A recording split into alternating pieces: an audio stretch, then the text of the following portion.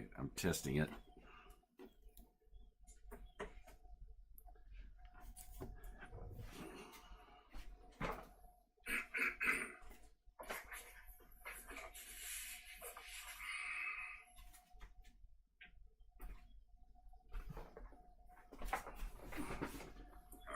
Testing it.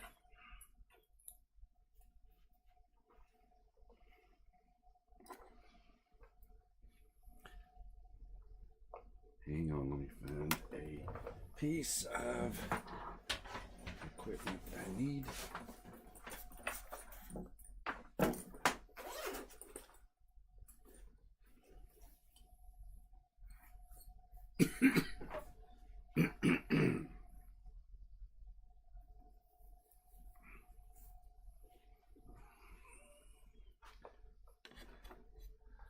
All right.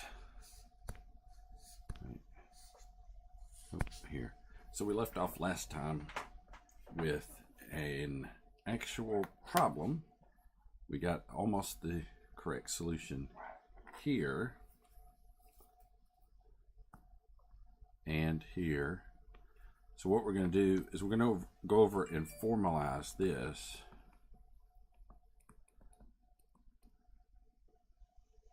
And do it the way, so what we did the last part of the lecture is we sort of rough-handed it with a ruler.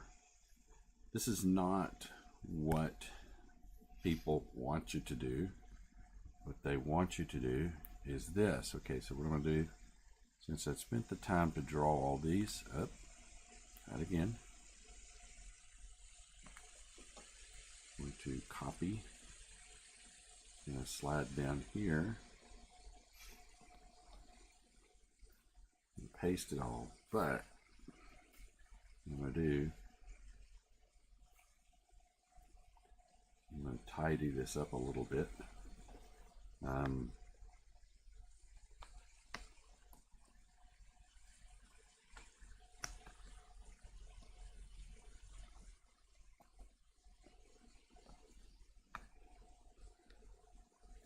And so the key here is that indeed this item with its velocity going this way here and this way here appears to be, this item itself appears to be rotating. So how does it appear to be rotating? Now I'll go back and fix this other problem in a minute. It appears like it is a rigid item that's like, think of it as a triangle piece of metal, which at this instant is pinned here and appears to be, because I know this is the case, I know that value, it appears that it is rotating this way. So your key is to find, I think I called this distance 1 here and this distance 2. I do know that this distance down this flank is 2. So this is a distance of 2.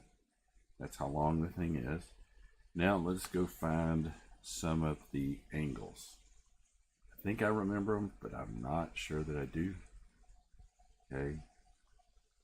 And it might be beneficial for me to do something along this line, and that is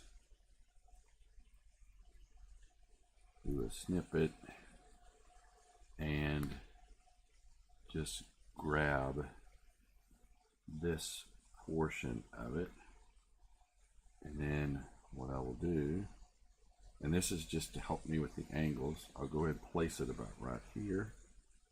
So this means if I drew a line straight down here from here to here, this would be 45 degrees, and a line that goes right here, okay, let me get rid of this, this will be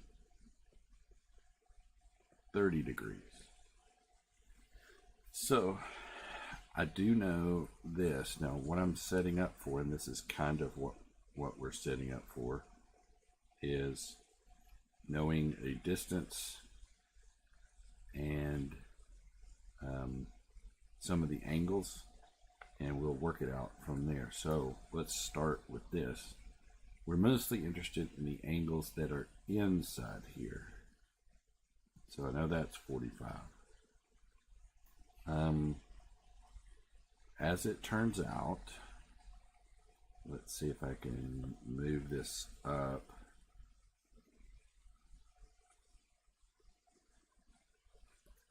As it turns out, this is perpendicular to here. So that means this is 90.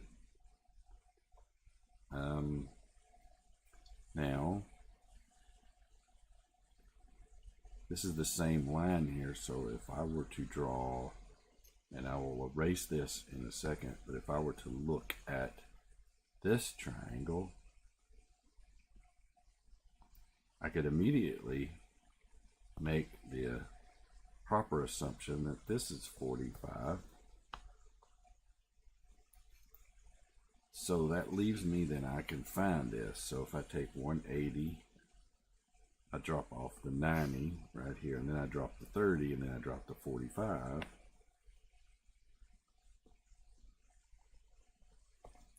And I hate to have to do this, but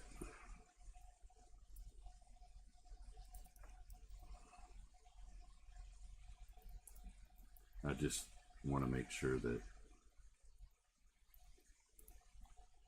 okay, 15. So this is 15 degrees.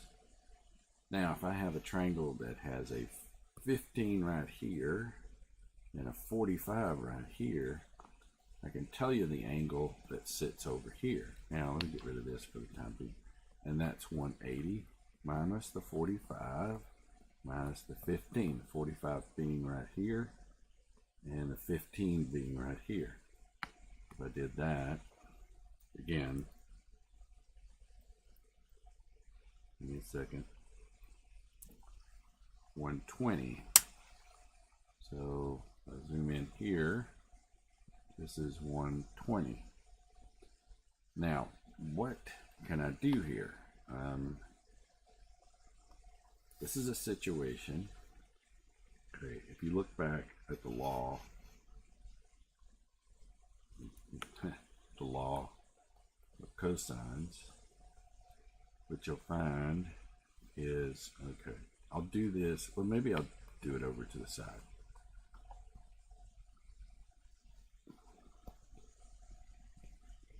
Doesn't matter what, let's just make it so that it doesn't appear to be.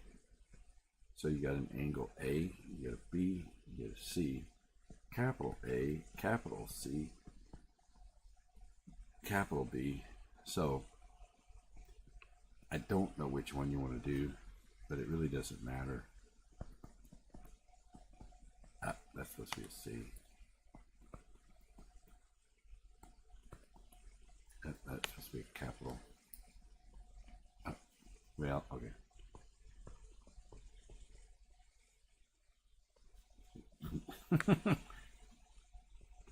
So if you look at this, okay, you take some sides and this, but this is given the fact that you know this and you know that. So that's not going to get you anywhere. However, what I do know is I do know all angles. So if I do law of sines, okay, yeah, anyway, law of sines, you can do it either way you wanted to.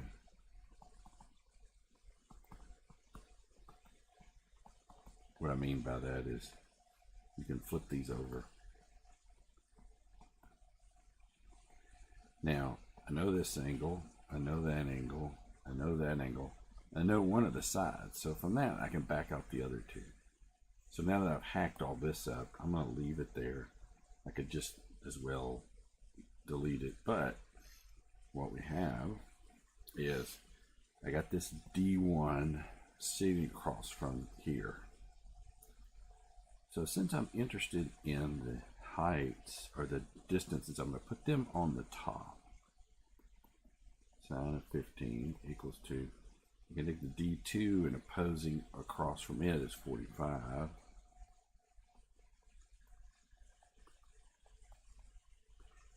And then I can take my 2 and opposing from it is 120. Now, excuse me, I am interested in finding out how close I was to these. This was my rough cut estimate of what these values were. Now, I can actually come up to them off of this method correctly. Okay. So if I look at it, D1 is equal to sine of 15 times 2 over sine of 120, and D2 is equal to sine of 45, 2 over sine of 120. Let me go in there and do this sine with a D for degree of 15 times 2 for the sine of degree of 120. 0.597. Okay, let me get my hand adjusted so I can bounce back and forth. 72.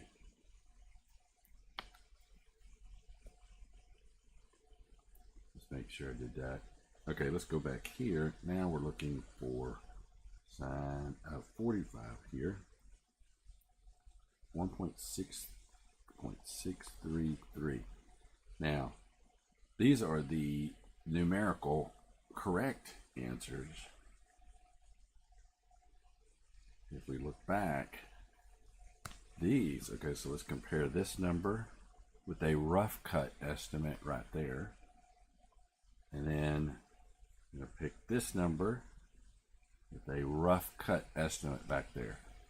So you see we were pretty close just by using eyeballing. So this was not formalized. This was eyeball with the ruler. And if you want to see how we did this, you can look back on the last lecture. Now we're formalizing it using the actual values. So now let's complete this out. We know that this velocity was or is 3. And how do we know that? Because he drew a picture here and he put this here. So it's going down at 3, and he actually says that in the text. Okay, we're going to go back and fix this in a minute. So if it is 3, and this is a blue triangle that appears to be or is at this instant rotating like this, then the velocity of, I think this was A, and I think this was B. Velocity of A is equal to omega from A to the instant center times the distance from A to the instant center, which that happens to be that value. So it is as if this is rotating about this pin here, and A has a velocity. Well, it turns out this is 3. This is the omega of the whole triangle, so to speak, the blue triangle.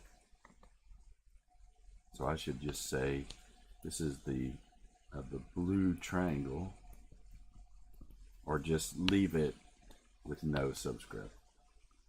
And then the distance here, what was distance 1? It was 0.59772.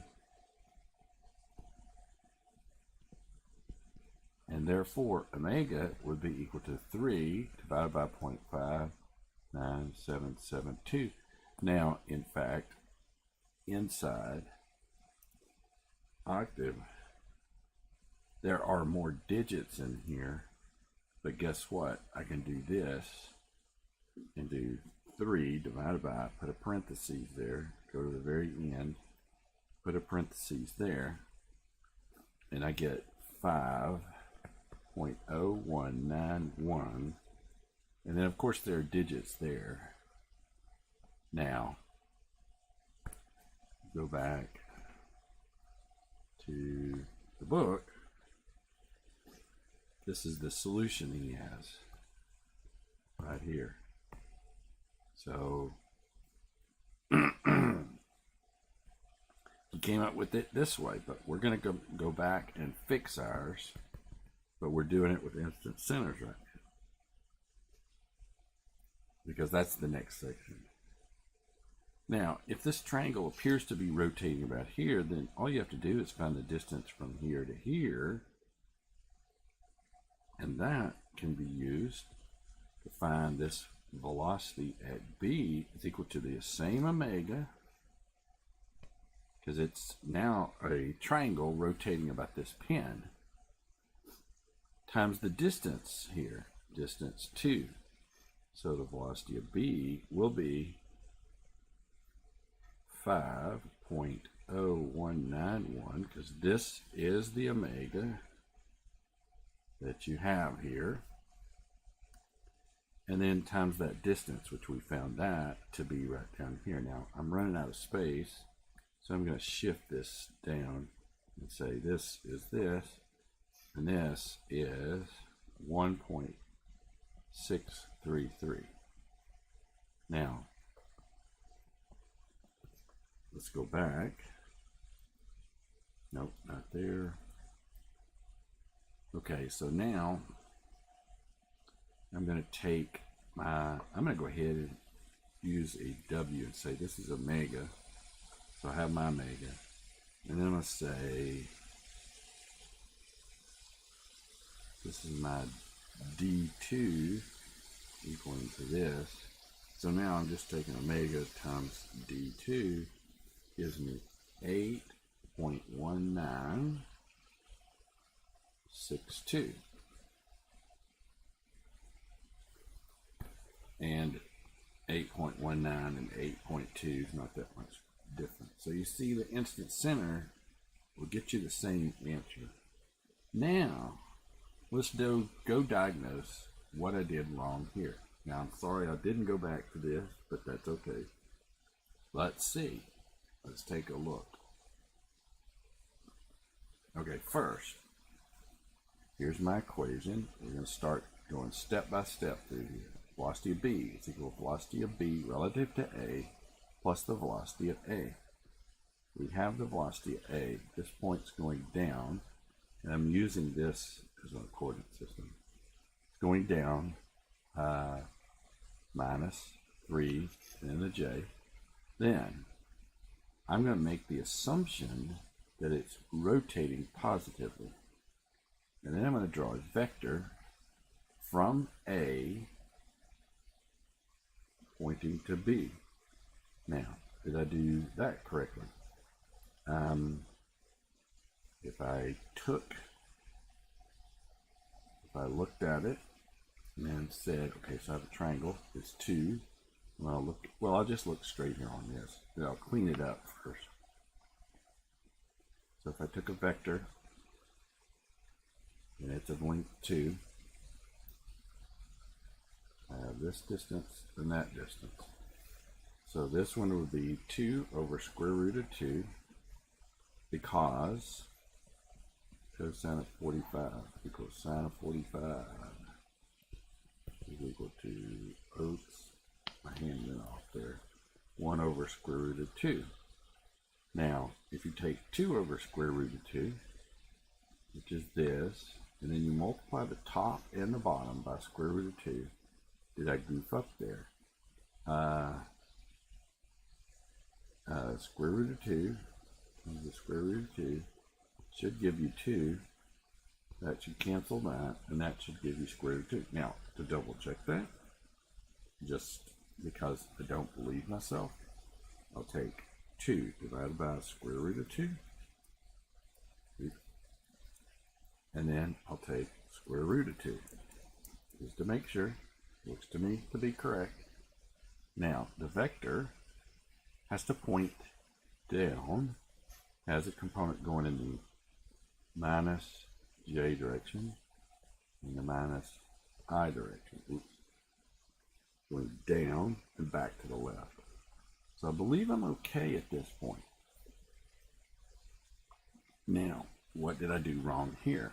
Okay, So I took my cofactor expansion of I, which is this one, should end up right here. And I believe that's what I ended up with. Should have a minus, because I'm doing the second, and the cofactor expansion here should be this portion of the matrix. And I think I'm okay there. Then I'll multiply 0 times 0 does in fact give me 0. This is the minus direction, but it's a minus already, so I get that. Get the same thing out of here, and then I got a minus sign here. So I get this and this. Does this make sense? Velocity of B. If, now here's what we have to, I do not know what happened there. Okay, I do not know what happened there. Okay, so this portion is, in fact, that portion. It would be the velocity of B if you were sitting on A. In other words, this. So, in fact, if it's rotating in a positive direction, now I've assumed it to be positive, then what happens is I get a component of velocity that goes this way. There's a positive x component and a negative y component. Positive x, negative y. Let me get rid of some of this. Okay, so I feel okay now as far as the direction goes. I'll do a quick dot product. Okay, the first dot product I'll do, I'll take this times that, and I'll add to it this times that. Now if you look at the first two, you get a negative. And you look at the second two, you get a positive. So in fact, we're okay there. And then I got my minus 3. Now maybe I goofed up here. Okay. So, all right. So now let's take a look at what I've done here. Okay. So I've taken this, should have copied it right there. Taken this, should have copied it right there. Taking this, should have copied it right there. What did I do here? Well, I made an assumption. Okay. What assumption did I make? I made an assumption, and let me go back to the diagram here.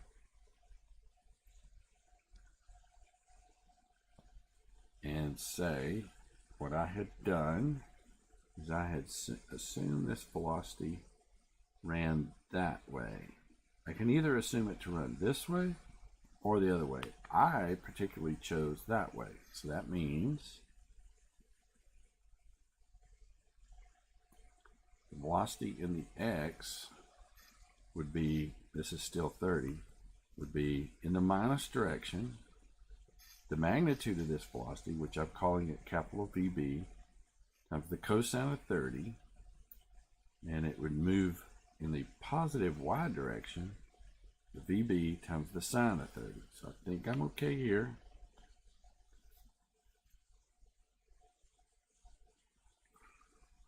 Okay, did I copy that correctly? This, copied to right here, VB, copied to right here. Now, what I did next is, in here might have been my mistake. Let's see. I have an equal sign right here. Actually, I wanted to change. I have an equal sign right here. Let me do it this way. I have an equal sign right here. So, in my first glance, here's what I should do. Okay, I'm going to see if this is where I made. I took the I component, which is the greens. Took this down from here, and I took the I component here down from here. Now initially what I had, I believe I had them equal to. Then if you move them together, you end up with a minus sign. And then I moved, so I essentially moved this to that side. So I think I'm okay. Now, let's take this term. This term yields you that. I took this, it was a minus, but if I took it to that side, it becomes a plus, and I leave the minus 3 over here. So, okay, I think.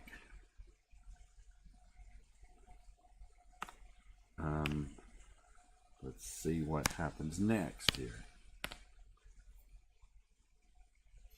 Okay. I took the VB. Oh. Okay, I think I see my issue here. This should have come down with a negative. This came down with a negative. This came down as a positive. This came down as a positive. So I believe there was my problem right here. And then I took my 3 down, took my 0 down. Now let me change and solve this matrix. Now I don't have it stored in there because that was a couple days ago.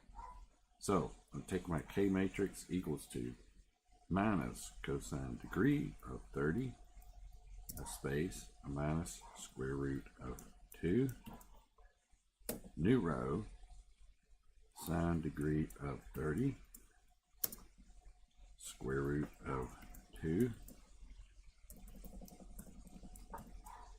close it, and there's my matrix. Then my right hand side is going to be 0 minus 3. So what I'm going to do is take the inverse of K times the right hand side, and believe it or not,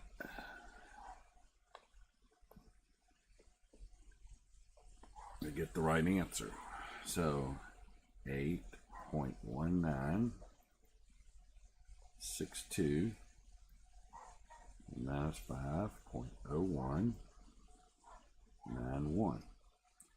So, and you can see there's your 8 point, there's your 8, 9 right there. Question is, comparing this one to this one, why is this one positive and why is this one negative? Because over here, this is a formulation in which you put your direction on it because you saw the velocity going down here. You knew this had to spin this way. So you never really asked the question, what was the sign here? Over here, and this is important because this is something you'll need to use when we get to accelerations. You had to make an assumption about the sign. I myself, when I don't know, okay. Okay, here we go again. I don't know why it does this.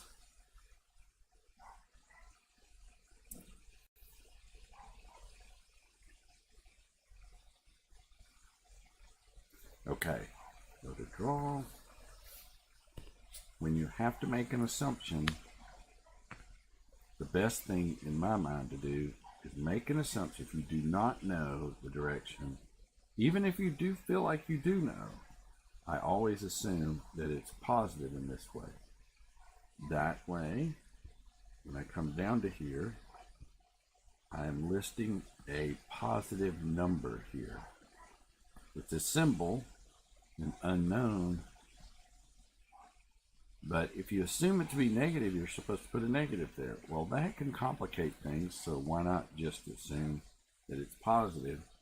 If it comes out as negative, what does that mean? It means it's moving in this direction. So let's see. Came out negative. Negative means instead of it rotating this way, which is positive, it in fact is rotating this way. And guess what? If you compare this with that, that is exactly what's happening. By the way, even though the arrowhead's there, I can copy that here.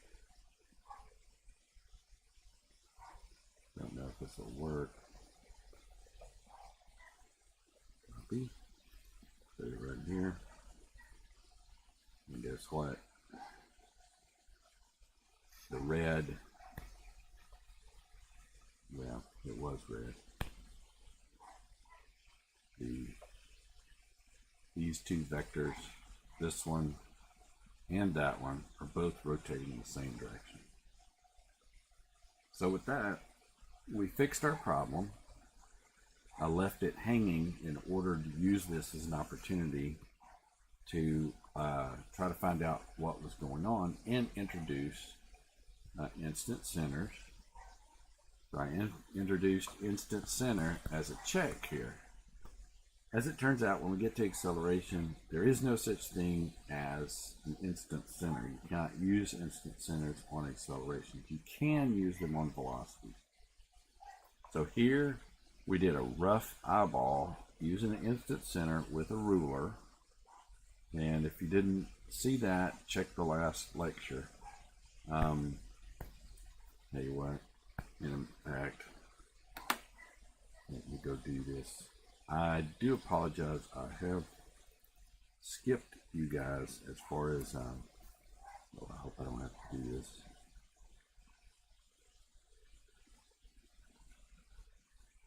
I skipped the word of the day the last two times, and I'm so sorry. I realized it way after the fact. Okay.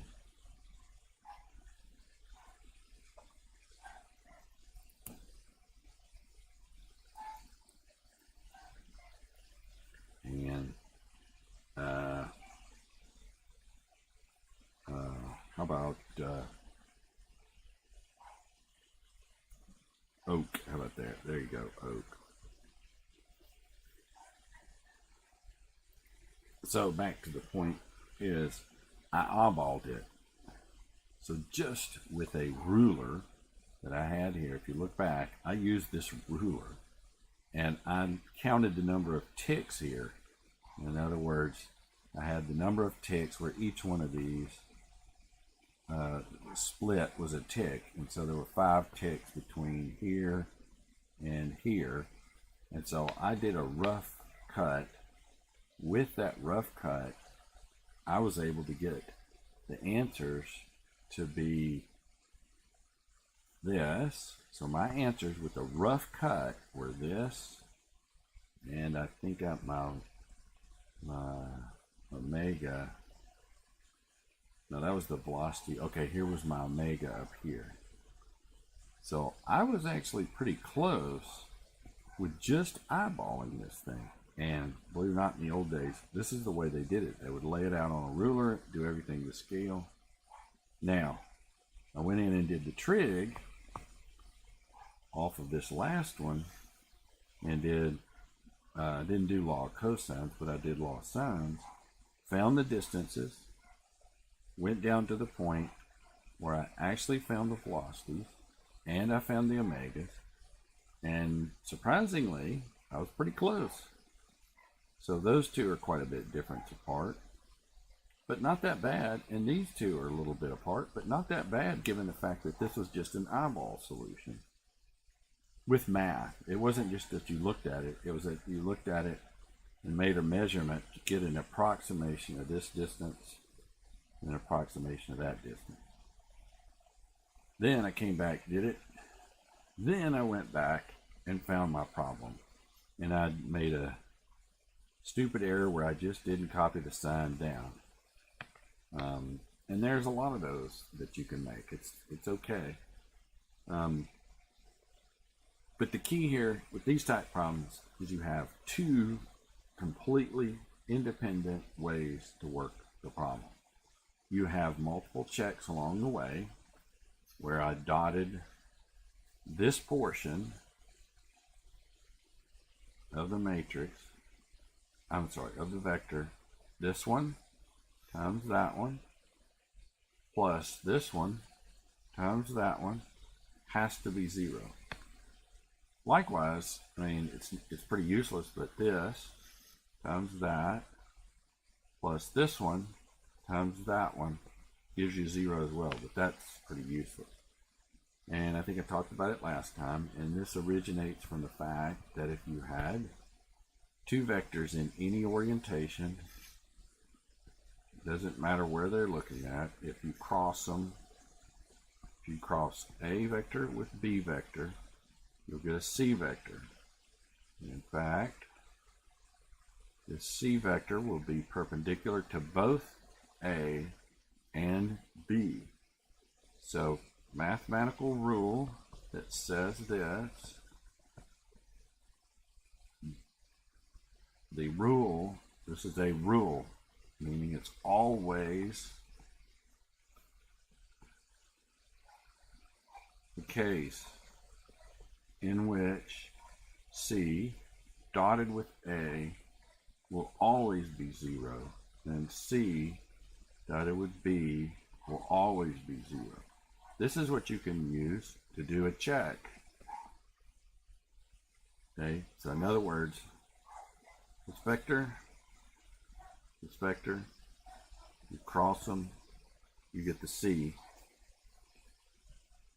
What I did is I looked at it and I realized the result, this being the result of this cross, means that this vector must be perpendicular to this one. It must also be perpendicular to that one. And I used that.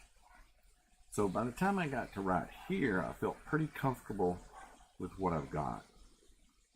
So at that point, I knew probably the error might have been below here, and kind of felt like these were okay, and then I found this error.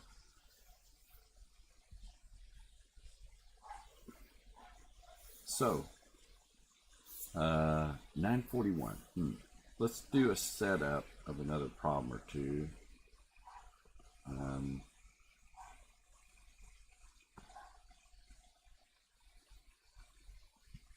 And so, I may not work these out, but I'm going to go ahead and get several in here. Let's see, what should I do? These are not that difficult. Is there one that's a little bit? Tell you what, well, okay. These two is what we'll do. I'll go ahead and set these up and we'll do them on Monday. But I'll work this one. And I need to go down here to the bottom, add a page, and sort of drop it right here. I don't know why things pop up like this, but just get used to it. I'll do this one. It'll be on another page. So I'm setting these up for Monday. And you know what? Let me see if I can find a really intriguing one. Okay, I'm trying to find something that's an offset angle. Okay, here's an offset angle, but let me double check and see if I can find even a better offset angle. That one looks interesting. They're not offset angles,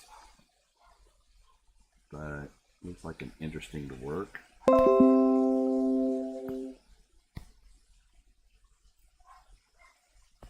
Don't know why it's doing this.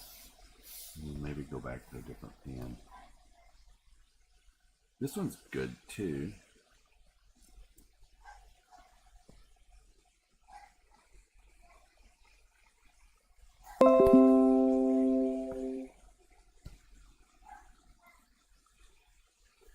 And so we'll do some of those, but for the moment, what I'm going to do, I'm going to go ahead and formally look at the instant center. Okay, believe it or not, if you're looking at a bicycle, hang on, let me get this marking off here. Okay. Yeah. So if you're looking at a bicycle and take a look at the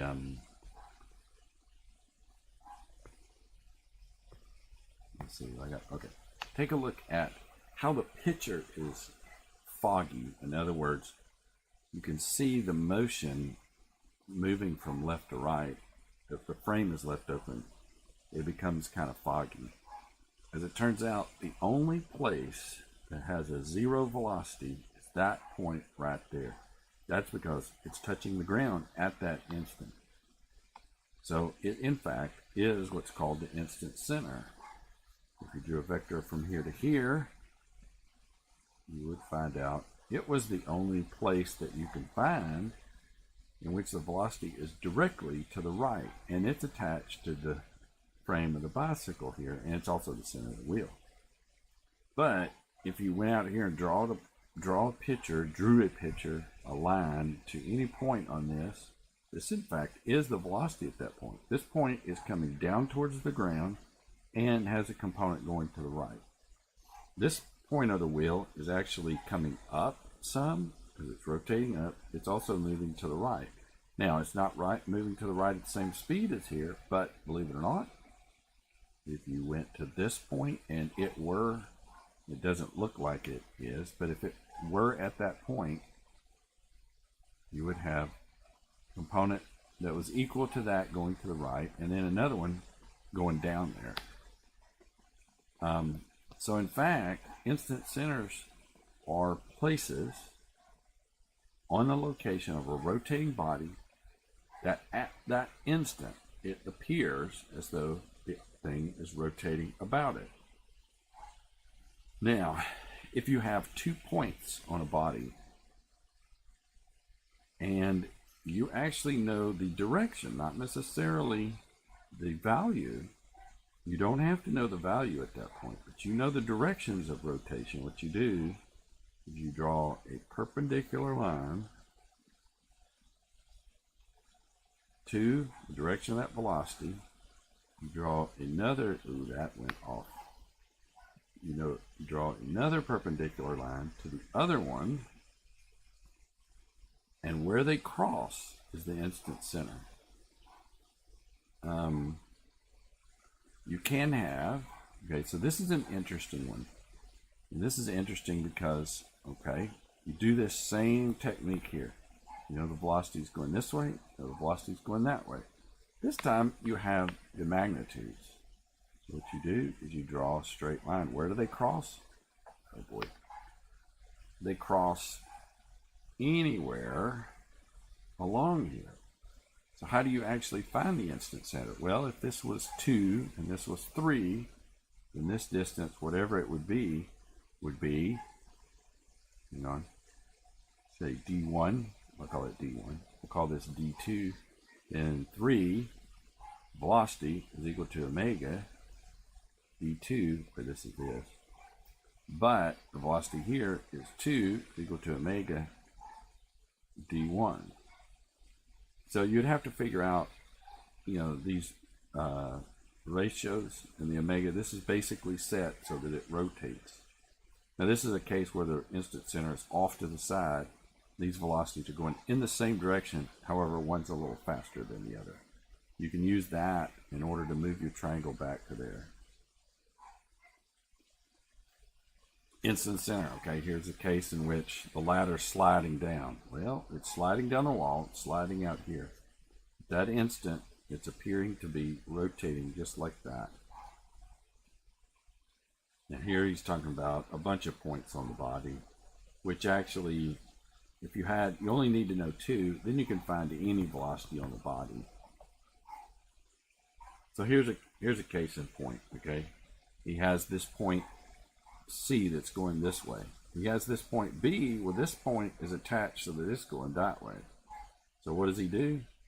He takes the velocity down here, he erases this whole thought, and he erases the piston. He draws a perpendicular, then he draws a perpendicular here. Now I'm basically exaggerating this because when you first draw these, you might not be able to see where they cross until you just draw a line. until you draw a line here. Here's a case that's pretty funny because this is tied here, it's going straight down. Because this one's tied here, it's going straight down. Guess what happens there? Well, you have this vector here going straight down here. Maybe a different value than this, but you draw a perpendicular. And you draw a perpendicular here. That's pretty ugly looking. Do they ever cross? If they're exactly both going down, they never cross. What does that mean? The omega, which actually he's written right here, is nothing. It's not rotating. If in fact, though, this were going slightly to the left, instead of what he's got, the perpendicular would come up and it would cross way on out, so it would be out there. That's not what he's got here, though. Okay, here's a case in point again. If you want to find out, this one's rotating this way, this one has to go this way, this one has to go that way. You just draw perpendicular, you draw perpendicular here, it crosses right there, it's the instant center. What he's done here is he's erased these members to have you focus only on the member here. And this is the velocity that's right here. This one is the velocity that's right here. So he's focused this in. Now notice what he's done. He's drawn this funny shaded triangle. You could almost think that this is a rigid body and it happens to be rotating here. If you found this and this, then you can find this out, what this omega is, by just VB is equal to this distance, R, B to the instant center, times omega, whatever that omega is.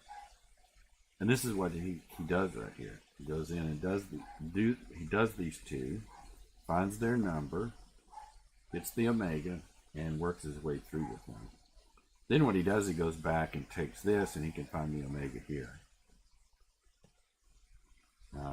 This is a case in which this one's moving this way, and this one's moving this way. So if you were to draw this, this one happens to be larger, so you would draw it maybe right there, and maybe this one would be a little shorter, and so then you try to connect them. I'm trying to do this reasonably, and when you connect them, that's where you find, because, why is it crossed here? Because of perpendicular, but the perpendiculars are lined up with each other, so therefore they do this. And this is kind of what he does. He sort of monkeys around with this to find that. So essentially you got three cases. This is one case. Another case is where nothing lines up. And the third case I haven't seen yet. And the third case is where, like, the object has a velocity here and a velocity here, the perpendiculars line up, and I haven't seen that in the example yet, where the instant center is up here. This is a subset of that one in a way. Here you go, here's another one. Goes this way, goes that way. Blindly, don't even worry about it, draw perpendicular, you don't know where they're going to cross. Draw perpendicular, they cross up here. So what he's done is he's isolated this link. He's included the velocity right here. He included the velocity right here. Then he found the instant center. And then he found these different angles. Worked his way through it. Found the omega. And the velocity as well. Okay, so I better quit here.